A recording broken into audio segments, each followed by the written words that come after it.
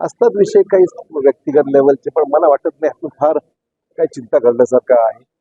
मतदारसंघात त्या कामं असतात, मागण्या असतात. हा फार विषय मोठा नाही.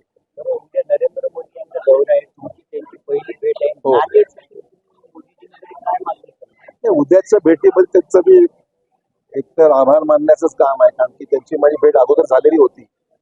परंतु नांदेडमध्ये आपल्या जिल्ह्यामध्ये ते पहिल्यांदा आज त्यांचं पदार्पण आहे आणि ते इथून चेन्नईला जाणार आहे. त्यामुळे त्यांना पहिल्यांदा भेटण्याचा योग आहे या माझ्या बिनविरोध निवडीनंतर राज्यसभेवर. त्यामुळे त्यांचे भेटून आभार मानण्याची संधी मला आहे. नंतर मी भेटणारच आहे, दिल्लीला गेल्यावर वेगळी वेळ मागणारच आहे. परंतु त्याच्या नेतृत्वाखाली आम्ही काम करणार आहोत. लोकांच्या अपेक्षेची पूर्तता करण्यासाठी आम्ही सर्व मिळून काम करणार. बरं, 195 जागांच्या याद्या जाहीर झाल्या, पण त्यामध्ये नितीन गडकरीचं नाव नाही आणि उद्धव ठाकरेंनी टीका केली. असं की ही प्रक्रिया महाराष्ट्रात एकही नाव नाही, म्हणजे प्रश्न फक्त गडकरींचा नाहीये. महाराष्ट्रातलं एकही नाव अद्यापही झालेलं नाही. महाराष्ट्राची यादी कदाचित अजून जायची असेल, चर्चा व्हायची असेल, तर त्यांना महाराष्ट्रातील नावं झाली आणि त्यातून नाव नसेल तर समजू शकलो असतो.